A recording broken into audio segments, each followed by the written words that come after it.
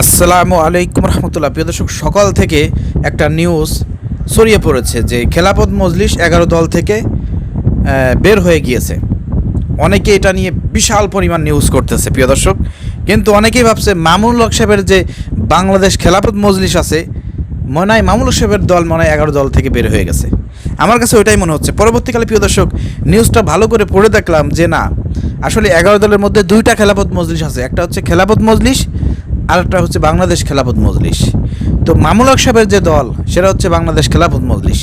এই দল কিন্তু বের হয় নাই, জোট ভাঙে নাই, তারা কিন্তু জোটের মধ্যে আছে।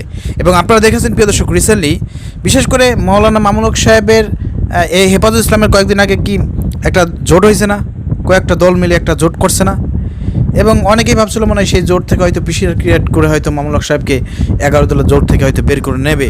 কিন্তু দেখেন মামুনুল হক সাহেব কিন্তু তার জায়গা আছে অনট, এবং তিনি রাজনীতি বুঝে গিয়েছেন। তিনি বুঝে গেছেন বাংলাদেশে এই কমিপন্থী যারা আছে এদের সঙ্গে যদি আমি মিশে থাকি তাহলে কোনো না কোনোভাবে এক সময় আমাদেরকে জঙ্গি হয়ে ওই আপনার কারাগারে আমাদেরকে জীবন কাটাইতে হবে। উনি বুঝতে পেরেছেন, যার কারণে রিসেন্টলি আপনারা দেখেছেন যুক্তরাজ্যের রাষ্ট্রদূত একজন মহিলার সঙ্গে মামুনুল হক সাহেব তিনি কূটনীতিক আলোচনা করেছেন, বৈঠক বসেছেন। খেলাফত মজলিসের নিজের যে অফিস আছে সেখানে যুক্তরাজ্যের একজন বেপর্দা নারী তার সঙ্গে বৈঠক করেছেন মৌলানা মামুনুল হক সাহেব। কেন করেছেন বলেন তো? কেবল শুরু হয়েছে, এটা জামাত ইসলাম শুরু করেছে, এটা মৌলানা মামুনুল হক সাহেব শুরু করেছে। আগামী দিনে বাংলাদেশে ইসলামপন্থী যে কোনো দল, সে যত বড় মুহাদ্দিস হোক, যত বড় আলেম হোক, যত বড় পদ্মাসীন ব্যক্তি হোক না কেন, বাংলাদেশের মাটিতে রাজনীতি করতে গেলে এবং রাজনীতিতে টিকে থাকতে গেলে পারে এই যে বহির্বিশ্বের রাজনীতি যদি আপনাকে বুঝতে হয়, টিকে থাকতে হয়, তাহলে এইসব বেপর্দা নারীদের সঙ্গে আপনার বৈঠক করা লাগতে পারে। আমির জামাত যখন বৈঠক করেছেন তখন অনেক সমালোচনা করেছে কওমি অঙ্গনের অনেকেই, চরমনায় পীর সাহেব সহ অনেকেই, মামুনুল হক সাহেবের অনেকের লোকজনও করেছে। আজকে কিন্তু মামুনুল হক সাহেব এই কাজটা করতে বাধ্য হয়েছেন, তাছাড়া কোনো উপায় নাই, কোনো উপায় নাই। ঠিক আছে, কারণ জঙ্গি খেলা কিন্তু বাংলাদেশে আবার শুরু হয়ে গেছে, এটা বিএনপি শুরু করেছে। ঠিক আছে, তো এটা থেকে বাঁচতে গেলে আপনাদেরকে অবশ্যই সুসম্পর্ক রাখতে হবে। পশ্চিমা যত দেশ আছে তাদের সঙ্গে আপনার কূটনীতির সম্পর্ক, বৈঠক, আদান প্রদান, এই সম্পর্ক আপনার রাখতে হবে। এর বিকল্প আপনি চলতে পারবেন না। মূলত প্রিয় দর্শক, এটা নিয়ে বেশি বাড়াবাড়ি করার চর্ম নাই। কালকে দেখছেন তাদের একটা বৈঠকে, সেখানে নারীর সঙ্গে আপোষ নাই, পীর সাহেব চরমনাই, এই স্লোগান দেওয়ার সঙ্গে সঙ্গে কিন্তু দেখেছেন চরমনাই পীর সাহেব রিজাউল করিম তিনি কিন্তু ক্ষিপ্ত হয়েছেন সেই স্লোগান দেওয়া ব্যক্তির, তাকে চর মারতে গিয়েছেন এবং অনেক বেশি কথা বলেছেন।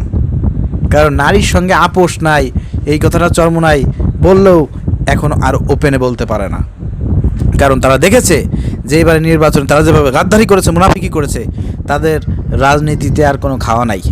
তারা রাজনৈতিকভাবে দেউলিয়া হয়ে গিয়েছে। এখন জামাত বিরোধিতাই হচ্ছে তাদের পুঁজি, জামাত বিরোধিতা করা ছাড়া তাদের আর কোনো রাজনীতি নাই। এই জন্য তারা জামাত বিরোধিতা বেছে নিয়েছে।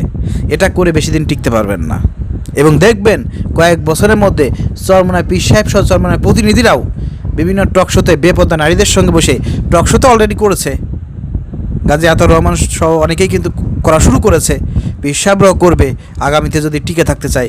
অলরেডি রাজনীতির ময়দান থেকে তারা দেউলিয়া হয়ে গিয়েছে। এখন একটু হয়তো জামাতের বিরোধিতা করে হয়তো আবার একটু লাইটে আসার চেষ্টা করতেছে, কিন্তু কোনো কাজ হবে না।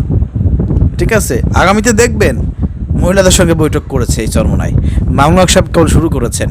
তো এখন বলবো চরমনায় পীর সাহেবকে, জামায়াতের আমিরকে নিয়ে অনেক বাজে কথা বলেছেন, মামুনুল হক সাহেবকে নিয়ে বলেন, দেখি বুকের পাতায় কত সাহস আছে আপনাদের। আকিদা বিশ্বাস দেওবন্দের গ্রুপের এই মৌলানা মামুনুল হক সাহেব, বাংলাদেশ খেলাফত মজলিসের মামুনুল হক সাহেবকে নিয়ে কিছু বলেন। এখন তিনি তো বেপর্দা নারীর সঙ্গে বসে বৈঠক করলেন, এখন ইসলামের মান সম্মান যাচ্ছে না কই? এখন মুখে কেন কুলু আইটি বসে রয়েছেন? কথা কেন বলেন না? কথা কেন বলেন না বলেন?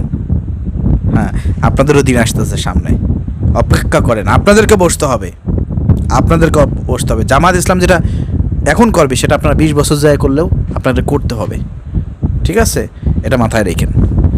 তো প্রিয় দর্শক, আশা করি আপনারা বুঝতে পেরেছেন। তো ঘটনা হচ্ছে প্রিয় দর্শক, খেলাফত মজলিস বের হয়েছে, যে খেলাফত মজলিসে সারা বাংলাদেশে কোনো কমিটি নাই, তাদের কোনো ভ্যালু নাই এবং তাদের কোনো জনসমর্থন নাই। এই খেলাফত মজলিস জামাত ইসলামের এই 11 দলের মধ্যে যে আছে কি নাই এটাও মানুষ অনেকেই জানে না। মনে করে যে মামুনুল হক সাহেবের খেলাফত মজলিস।